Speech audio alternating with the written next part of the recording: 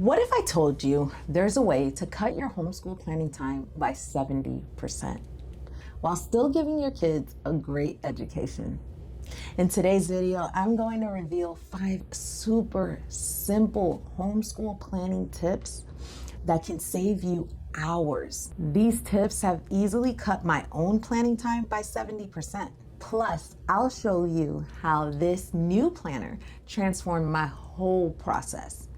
Get ready to plan less and enjoy more peaceful present moments. Now, you might be wondering, will these tips work for my homeschooling style?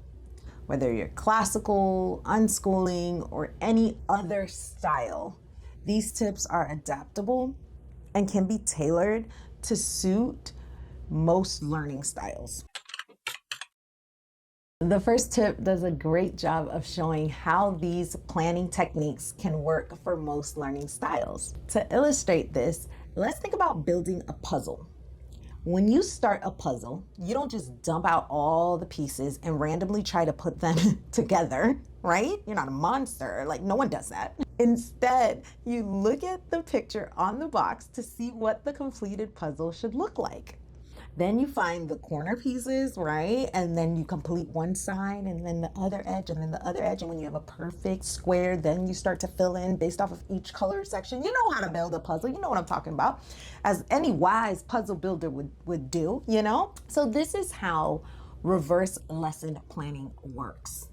You begin with the final goal in mind, like looking at the picture on the puzzle box.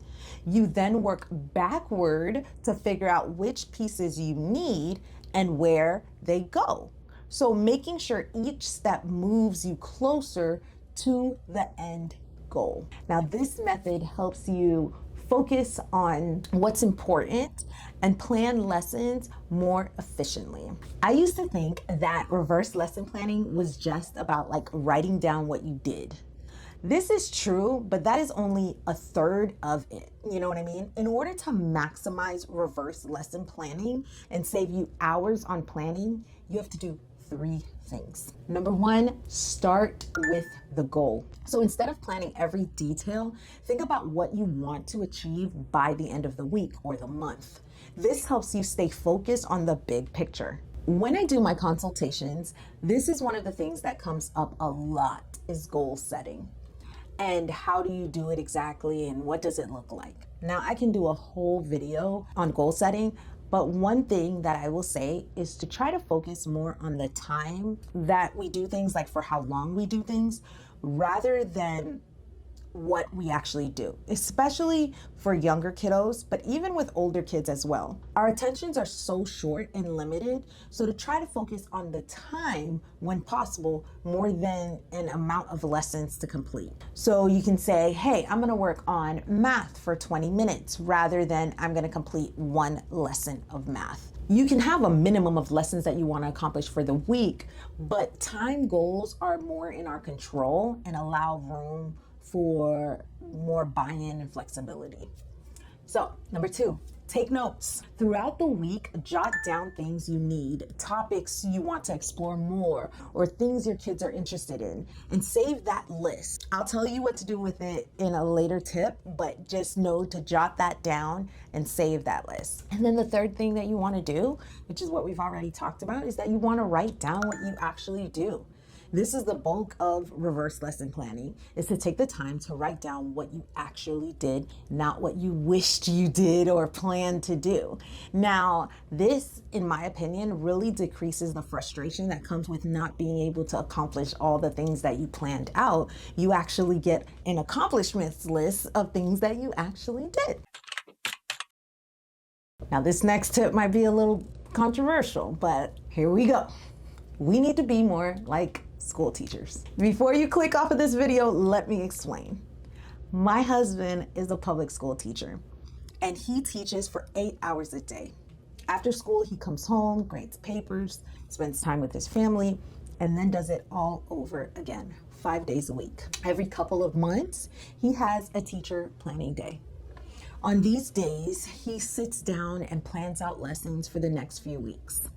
He's able to focus solely on that task. making the most of his time and energy. Plus, he has plenty of notes from grading to see what's working and what needs more attention. The great thing about batch planning is that it keeps you focused. When you're working on just one thing, you don't get distracted as easily. This makes it easier to finish your work quickly and do a good job. Plus, it helps you see how you're doing with your goals. If something isn't working, you can figure out if it's just a tough week or if you need to make some changes. Overall, batch planning helps you stay organized, save time, keep track of your progress. It's a smart way to manage your tasks and get things done more efficiently and effectively. But I hope you noticed one of the main things that I mentioned about batch planning. Missed it?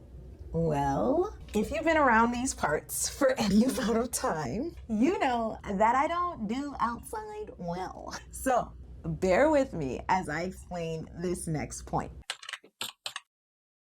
Gardening. Just as regularly checking your plants, watering them, and trimming away any dead leaves. I sound like I know what I'm talking about, don't I? But I'm pretty sure that's what you do, right? When you're taking care of your plants.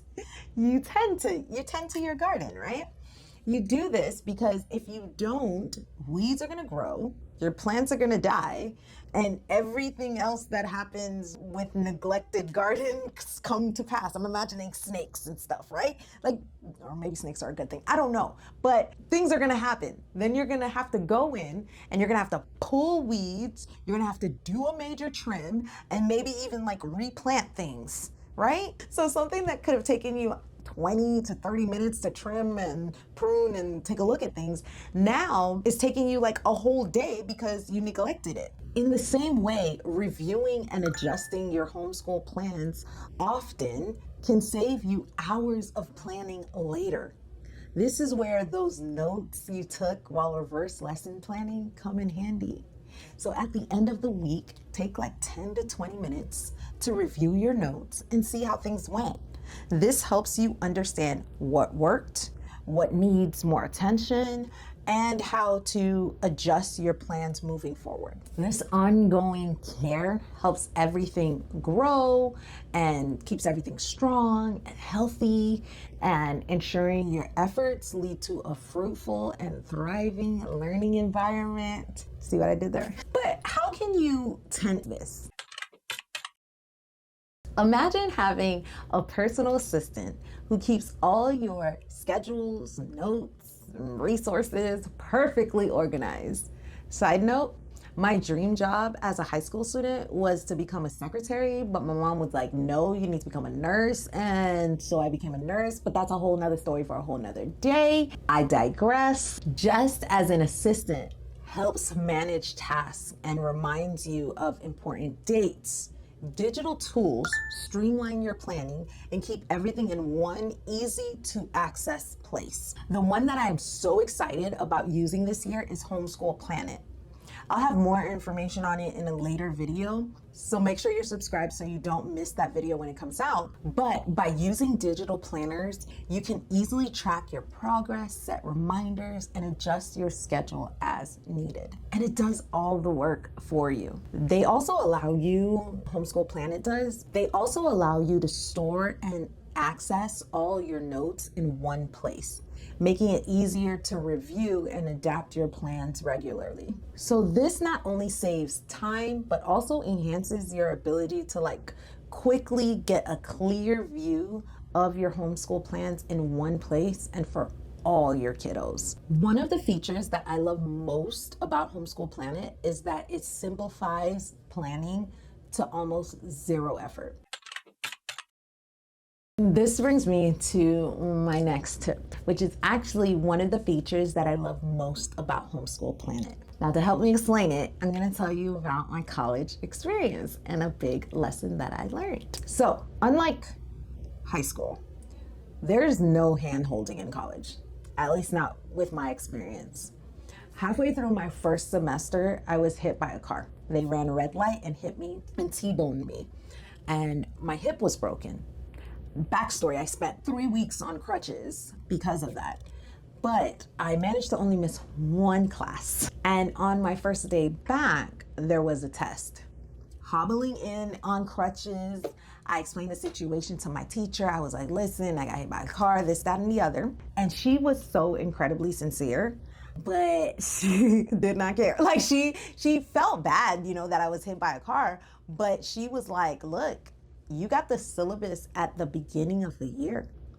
You knew about this test prior to the 1 week that you missed from class. So you knew you was coming back to a test. You gotta take the test. So this experience taught me the importance of planning and taking responsibility for my schedule, and teaching my kids to plan for themselves is incredibly important for me. And Homeschool Planet makes this easier.